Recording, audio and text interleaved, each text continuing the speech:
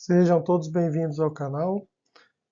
Pedir novamente para quem gostar se inscrever, curtir. Esse canal é destinado à evangelização infantil espírita. E o tema que a gente vai abordar hoje é gratidão. É importante que o evangelizador estude o tema para melhor conversar com as crianças. Além disso, é necessário adequar o tema, à faixa etária. E como reflexão, a gente traz a questão 535 do Livro dos Espíritos. Quando algo de venturoso nos sucede, é ao Espírito nosso protetor que devemos agradecê-lo? Agradecei primeiramente a Deus, sem cuja permissão nada se faz. Depois aos bons espíritos que foram os agentes da sua vontade. Que sucederia se nos esquecêssemos de agradecer? O que sucede aos ingratos? E um outro trecho que a gente traz aqui é relacionado à resposta à questão 937 do mesmo Livro dos Espíritos, onde os bons espíritos trazem a seguinte reflexão: a ingratidão é filha do egoísmo e o egoísta topará mais tarde com corações insensíveis, como o seu próprio foi. Então é um ponto para o evangelizador refletir no estudo antes e durante a preparação da aula de evangelização.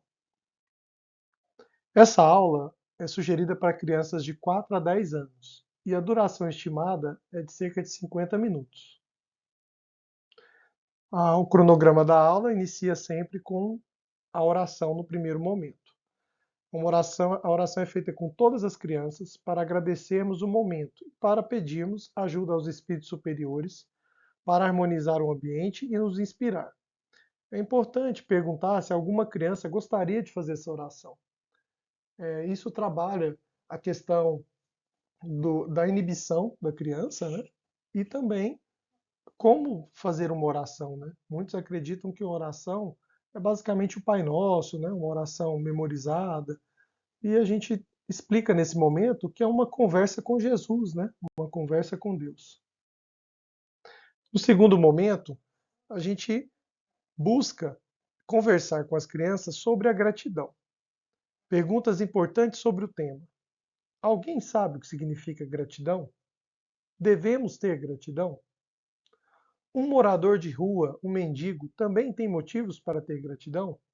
Ou seja, uma pessoa que aparentemente não tem nada, tem motivos para agradecer a Deus?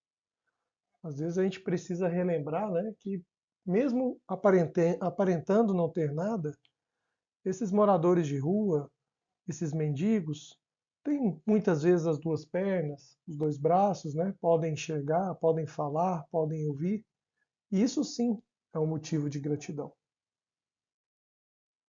No terceiro momento, a gente, aqui nessa sugestão de aula, a gente conta uma história sobre gratidão. E a gente optou pela história O Menino Grato. Dicas para contar a história, É importante a gente ler a história antes para se preparar. Então, antes da aula, a gente lê a história uma, duas, três vezes. Mesmo a história sendo pequena, aparentemente simples. Se a gente conseguir memorizar essa história, é melhor, porque ao invés de ler, a gente conta a história. Isso é mais importante e interessante para prender a atenção das crianças. Uma linguagem corporal conta muito. Então, faça gestos e movimentos para chamar a atenção das crianças. Sem pressa. Durante a leitura da história, respeite as pausas e pontuações. É um momento de clímax, é um momento de tensão. Dê mais um tempo antes de continuar a história, para as crianças ficarem também apreensivas. Vozes e entonações também são muito importantes, Mudar a voz para diferentes personagens. É uma menina, faz uma voz de menina. É uma criança, faz uma voz de criança. É um adulto, faz uma voz mais grossa, uma voz de adulto. Para as crianças também ficarem mais entretidas com a história.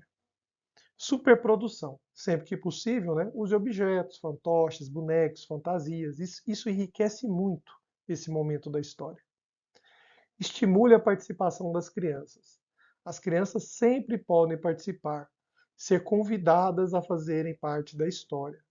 Como assim? Fazendo som de animais, ajudar na imitação, escolhendo o nome de personagens. E uma outra sugestão muito importante é assista a vídeos de contadores profissionais de histórias.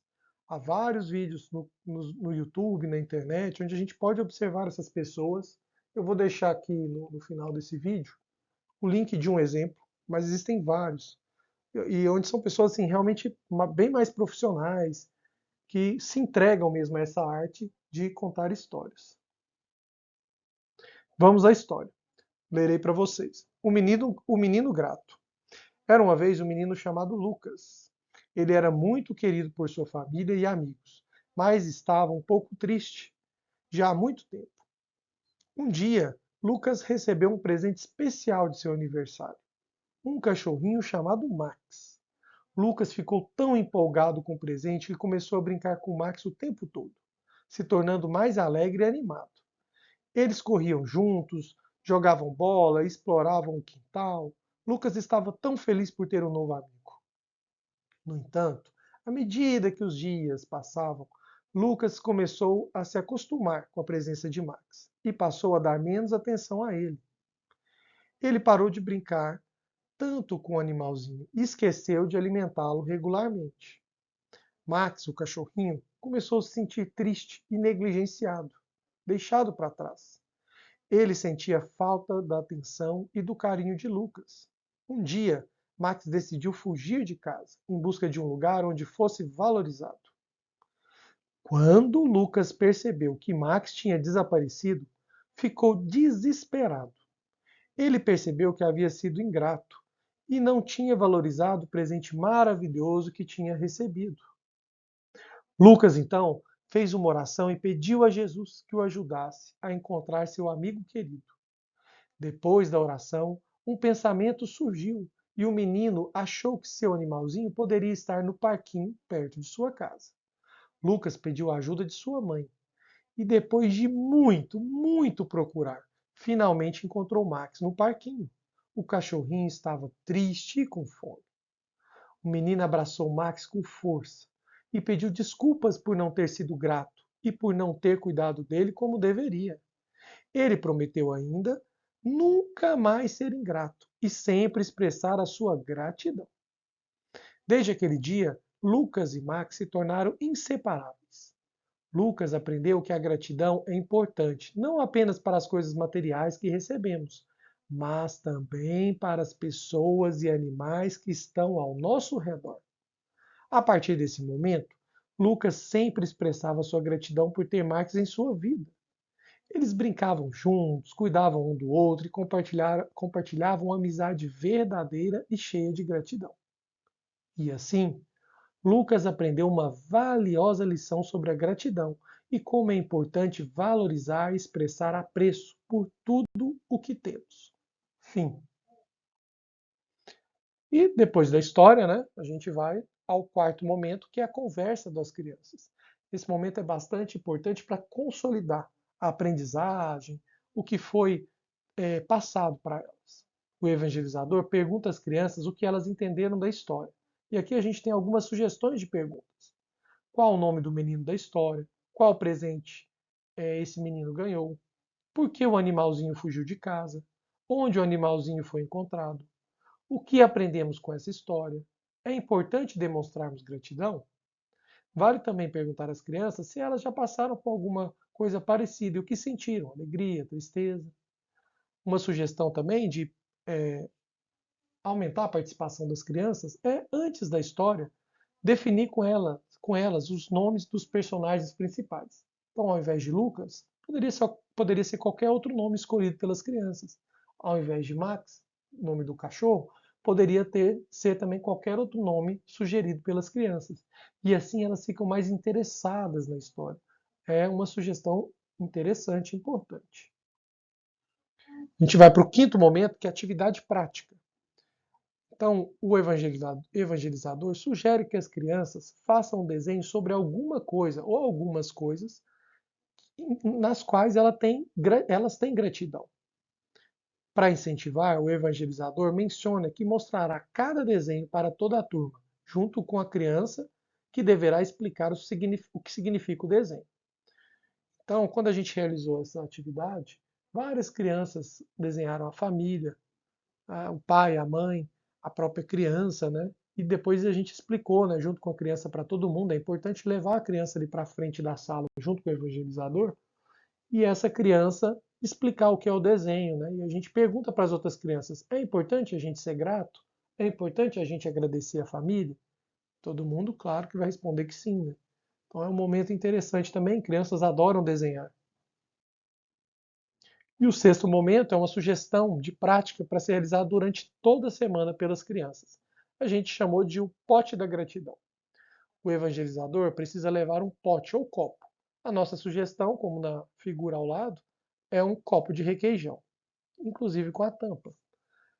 Então, e o evangelizador deve recortar 7 tirinhas de papel, uma tirinha para cada dia.